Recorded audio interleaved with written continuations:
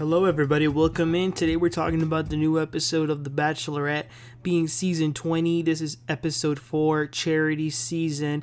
This week they are traveling and they are in Stevenson, Washington. The state is beautiful, the mountain, the rivers, and so is the house that they're staying in. The guys are settling in and Jesse walks in. He gives them the card for the first date and it goes to Dotun. It says, "Let's leap into love." He is so happy to get that one-on-one. Charity pulls up to the house in this really cool Jeep and she picks him up and then they go on to their date. A lot of the guys though who are in the house are starting to get nervous because many of them haven't really had much of a connection with her, and there are other connections that are getting stronger and stronger. They are all talking about it and Sean is speaking.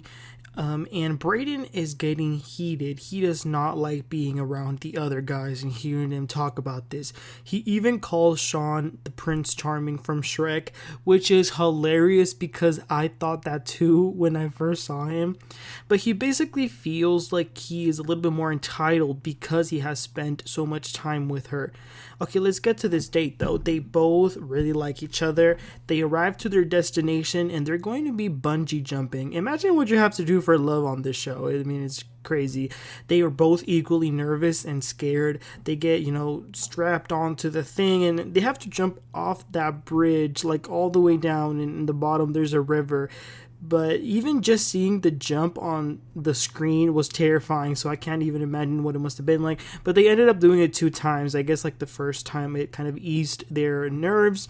And then going back to the house a little bit, Brayden is talking to someone because Aaron, what he did last week is still bothering him because it was messed up in his eyes. And he's also still getting a little bit upset at the fact that Charity is dating other men. He doesn't really enjoy this process. And then they get the group date card. It's going to be Joey, Aaron, Michael, Caleb, Brayden, Sean, John, and Tanner. It says, "Meet me in the woods." So the presumptive one to go on the one-on-one is Xavier, who I personally think is going to go pretty far in this, but we'll see. But the day is still going on with Charity and Dotun. It's nighttime and they're like out in a campfire. They're doing s'mores. They open up a little bit. He talks about his immigration story and coming into the country, which I appreciated hearing that so much. He also talks about his parents and the sacrifices that they made. Charity also opens up about where she grew up and a little bit of the obstacles she had to come, like with things like prejudice and biases, but she made it and they do connect. I wouldn't say the chemistry is like outpouring and out of this world, but it's definitely there. She does give him the rose and then they get into this hot tub and start making out. All right, it is then the day for the group date. So these little girls walk out. I think they were like Girl Scouts. They bring some challenges for the guys to do. They go on some sort of scavenger hunt. Keep in mind they're in the forest, so they're like in between all these trees, water, mud, weeds, and they have to like eat some of the plants. I don't know, it was just crazy. And Brayden is having a lot of fun, like just acting crazy, but that's just how he is. I think we can see that by now. But all of the men are getting so bothered by it, like they're hating so hard.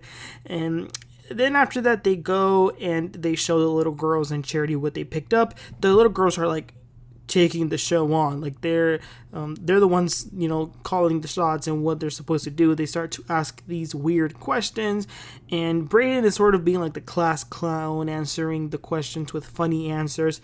But then the last question is, how do you want this journey to end? And most of them said something like, I want to be engaged, I want to be on one knee. But Brayden says he wants to be content. I don't know, if I were Charity, that would be a little red flag-ish for me. But the girls decide that the winner is Aaron, so he gets to spend a little bit of a time with Charity, so good for him, but not for the rest.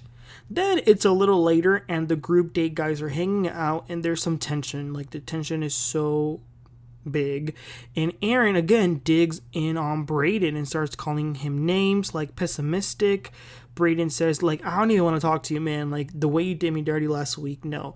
and that made Charity be upset at him, and it caused all this unnecessary drama. So he's still holding on to that, but Aaron is still holding on to his side and defending why he went to go snitch to Charity. Some of the guys chime in and also argue with Brayden, and as they're like literally going at it, Charity walks in right at that moment. It was horrible timing, and she says like, what's going on? Like, she can see everybody's faces, and Mr. Shrek's Prince Charming says, well, Brayden says that his goal is to have a connection with a woman, but it really should be for him to be getting engaged. And Charity says, yeah, I agree. Then Aaron says, yeah, he has second doubts even after going on so many dates with you. And other men also start to chime in. Some in the group, somebody said, somebody in this group has already packed his bags more than once. And Brayden says, yeah, that was me. He owns up to it. So Charity says, okay, let's go talk. She says, they go, just the two of them, and she says, let me hear it. Brayden says, honestly, since we got to Washington, I haven't had a good time at all because you were mad at me when we came over here. And Charity says, I was not mad. She was just taking into account what everybody else had said to her about him. And she's a little aggravated also because he keeps saying that he doesn't know where he stands with her, but she has let him know her feelings multiple times. So why isn't he believing her? It's very frustrating to her. And he says that, to be honest, he doesn't think he's going to be able to put up with all of this. And she says, okay, let me walk you out then. Like, that's that. And that was it. That was the end of Brayden. He was definitely the center of attention for all the episodes that we've had from night one, but I'm sure that we will see him in Bachelor in Paradise. This does leave Charity a little bit upset because she did like him at the end of the day, and the other men were kind of acting like teenage girls. Like when Charity walked in and she lets them know the news, they are so happy about it and like celebrating. And then when they go talk to her, like for example, Aaron B goes to talk to her, and instead of just talking to her about their connection or whatever, he's still talking about how toxic Brayden was. Like, shut up, bro. Say something about you and Charity. But Charity is, the way she's seeing it as is like they're being protective over her. And then she talks to the rest of them. She kisses Joey again. That's a really strong connection. And the group date goes to him, to Joey. It is then a new day, and it's time for the one-on-one with Xavier. They go to a fruit festival. They're having a lot of fun. She likes him, but there is something about him that sort of reminds her of her exes who she used to date, who maybe it was just much more attraction and not too much love, but she's like, we're gonna see what happens. They go on a train ride, a lot of physical touch, but she's still on the edge. She's still waiting till the day is over. And then it's a little bit later on the day. They're on that like table set up, just the two of them. She wants to talk about previous relationships and if he sees himself getting engaged. He says yes, and that in a relationship he definitely gives it his all, but it's scary to think that the other person won't reciprocate it.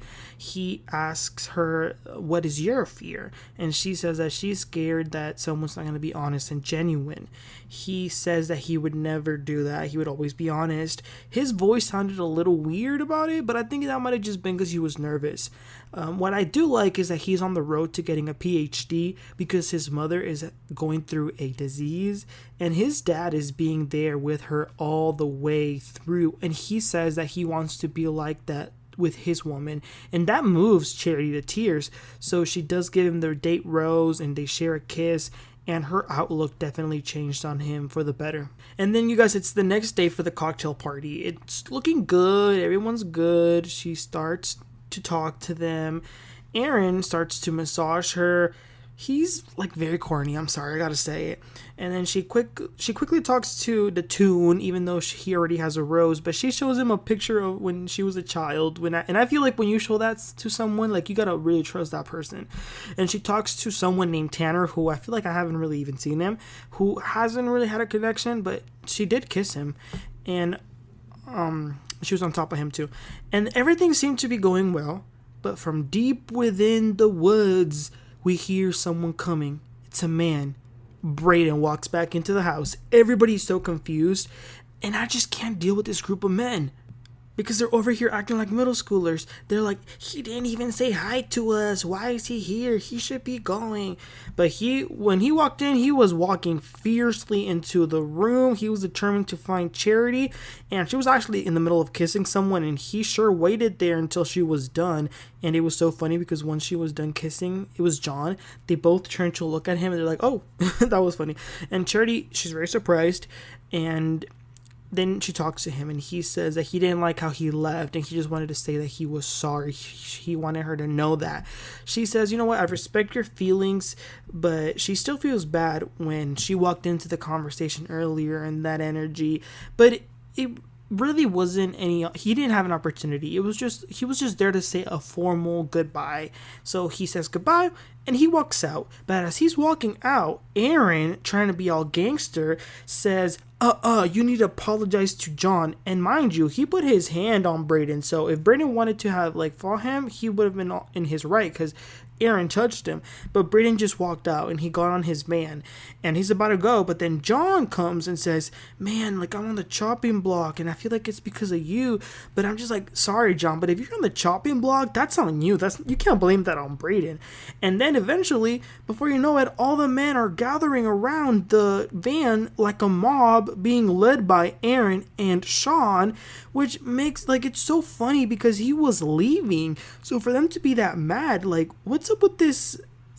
Aaron, what is this frustration you have with Brayden? I don't know, because like I said, the fact that he was leaving and they all went over there to go scream at him, it says a lot. But then it is time for the rose ceremony. I didn't realize it was just 3 roses left to be given out. So the first one goes to Aaron, unfortunately. The second one goes to Connor, and the last one goes to Sean. So it's goodbye to John, Caleb, and Michael. And that is where we left the episode. So you guys, we are getting to a point where now we kind of know all the guys who are there. And we're actually officially halfway through the journey because we got the mid-season trailer for what's to come. And things are going to get crazy all the way to that final episode. So I can't wait to see that. But you guys, let me know what were your thoughts about this episode, about the guys and Brayden, and just your overall thoughts, you guys. Please don't forget to like and subscribe. I'll catch y'all next time. You'll have a great one. Bye.